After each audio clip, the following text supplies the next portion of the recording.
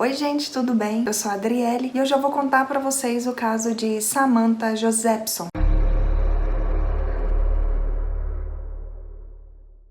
Samantha Lee Josephson nasceu no dia 13 de agosto de 1997 em Princeton, mas cresceu em Robbinsville, em Nova Jersey. Ela era filha de Mercy e Seymour Josephson e tinha uma irmã mais velha de nome Sydney. A diferença de idade entre elas era apenas 1 ano e 8 meses, e por isso elas tinham muito o que compartilhar. Ela foi descrita como sendo brincalhona, carismática, divertida e muito estudiosa. Após terminar o ensino médio, começou a fazer faculdade de Ciências Políticas na Carolina do Sul. Seus pais ficaram bem preocupados com essa decisão, pois para cursar a faculdade, ela teria que se mudar para outro estado. Mas depois de muita conversa, eles chegaram à conclusão que isso seria o melhor para ela. A adaptação na faculdade em outro estado foi bem tranquila para Samantha. Ela fez vários amigos, estava tirando boas notas, entrou para uma irmandade de caridade que se concentrava no combate à fome e estava animada para se formar, pois seus planos eram bem maiores. Após se formar, ela queria iniciar a faculdade de Direito para poder ajudar o máximo de pessoas que conseguisse. No dia 28 de março de 2019, faltando pouco mais de um mês para Samantha se formar, ela e alguns amigos decidiram sair para comemorarem a chegada do final dessa etapa da vida deles. Eles então foram para um barzinho por volta das 24 horas e 15 minutos em uma área onde a vida noturna era bem agitada no centro de Colômbia. Por volta das 2 horas da manhã, a Samantha decidiu voltar para sua casa porque no dia seguinte ela tinha que trabalhar. Ela então pediu um Uber e foi para a porta desse barzinho para esperá-lo. Por volta das 2 horas e 9 minutos da manhã, um Chevrolet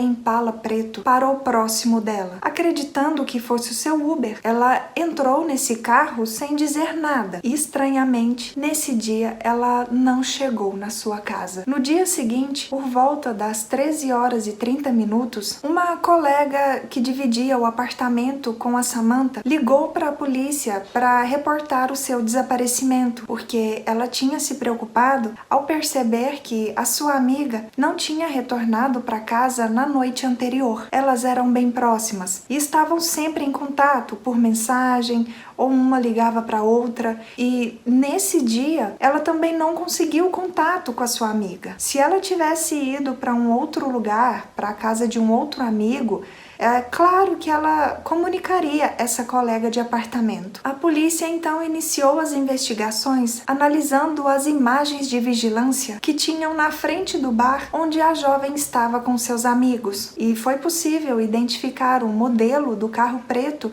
que ela entrou. Também divulgaram na TV uma descrição da Samantha e detalhes do carro onde ela foi vista entrando pela última vez, para que quem tivesse alguma informação que pudesse ajudar entrasse em contato. Enquanto todos procuravam pela jovem, os policiais receberam a ligação de um caçador comunicando que havia encontrado o corpo de uma mulher em um campo na cidade New Zion, no condado de Clarendon. Esse lugar ficava a mais de 1 hora do barzinho de onde a Samantha estava com seus amigos. Algumas horas mais tarde, foi divulgado que haviam feito a confirmação de que aquele corpo era sim o corpo da jovem desaparecida. No dia 30 de março de 2019, um policial avistou um Chevrolet Impala preto que correspondia à descrição exata do carro em que a Samantha foi vista entrando pela última vez. Ele parou o carro e percebeu que lá dentro tinha um casal. Conforme ele foi se aproximando, o passageiro do sexo masculino saltou do carro e tentou fugir. O policial o perseguiu por um bom tempo, até que enfim conseguiu alcançá-lo. Como o comportamento desse homem foi bastante suspeito, ele foi algemado e levado preso. O homem que estava dirigindo esse carro era o Nathaniel Rowland. Na época, ele estava com 24 anos de idade e a mulher era a sua namorada. Apreenderam o carro para que ele fosse verificado e dentro dele a polícia encontrou manchas que pareciam sangue. Após fazerem alguns testes, foi confirmado que essas manchas eram o sangue da Samantha. Também encontraram o celular dela, um pouco de alvejante, alguns lenços antibacterianos e limpa-vidros. Aparentemente, o Nathaniel tinha tentado limpar o carro para que não encontrasse nenhuma prova contra ele. A casa dele e da sua namorada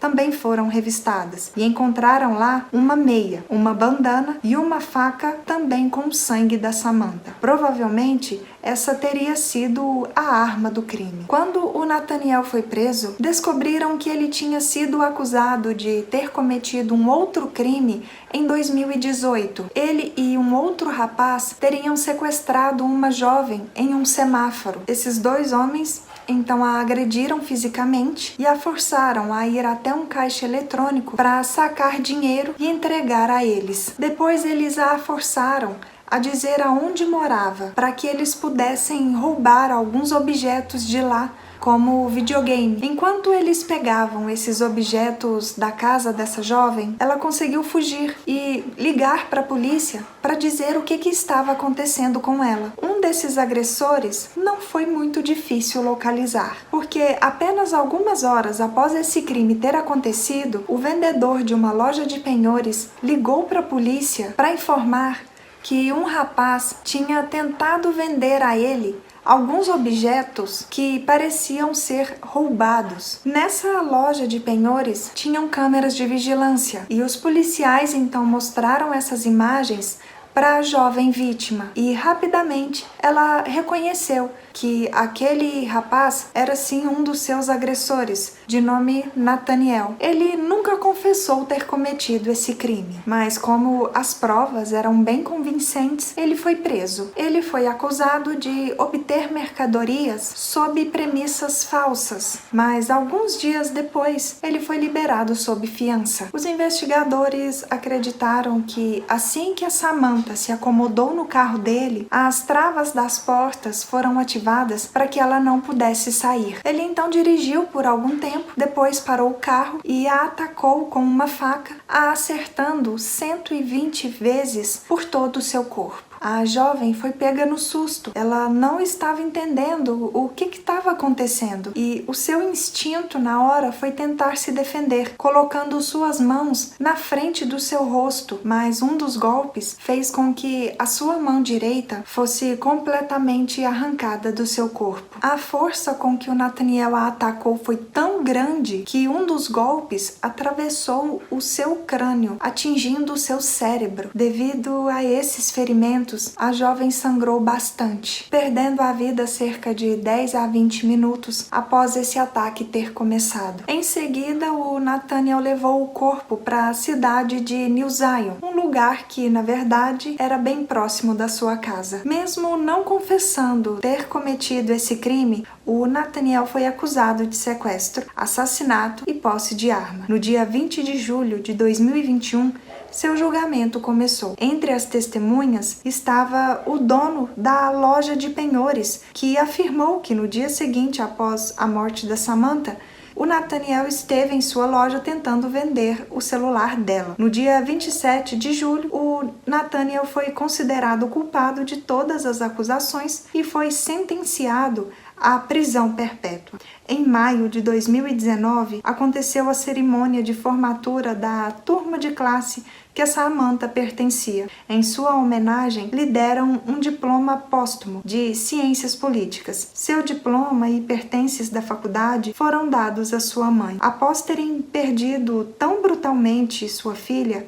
a Mercy e o Seymour Josephson estabeleceram a fundação Qual é Meu Nome? Eles trabalham para educar as pessoas sobre segurança em viagens compartilhadas. Eles também têm trabalhado com os legisladores para defender políticas que melhorem a segurança dos passageiros dessas viagens.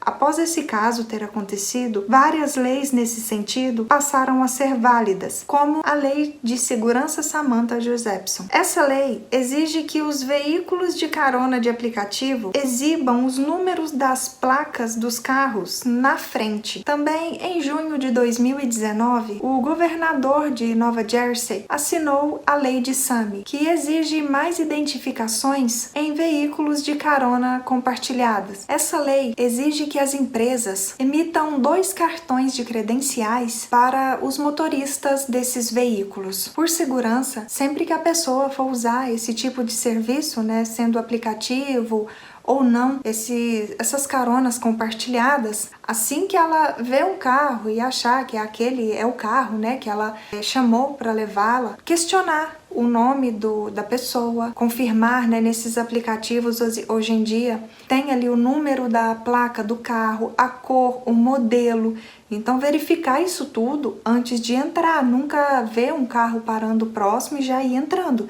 Não, pergunta o nome da pessoa, pergunta se ela tá ali para realizar realmente aquele serviço. Na maioria das vezes, né, pelo menos aqui no Brasil, eles já ficam com o celular ali em cima, ali no carro, né, próximo ao volante, para você ver, já tem toda a trajetória que ele tem que fazer, o endereço, né? Infelizmente, toda a segurança é pouco. Comentem aqui embaixo o que vocês acharam desse caso. Espero que tenham gostado de mais esse vídeo aqui no canal. Se ainda não é inscrito, não se esqueçam de se inscreverem, de deixar o like e compartilhar com mais pessoas que também gostam desse tipo de conteúdo. E até o próximo vídeo. Tchau!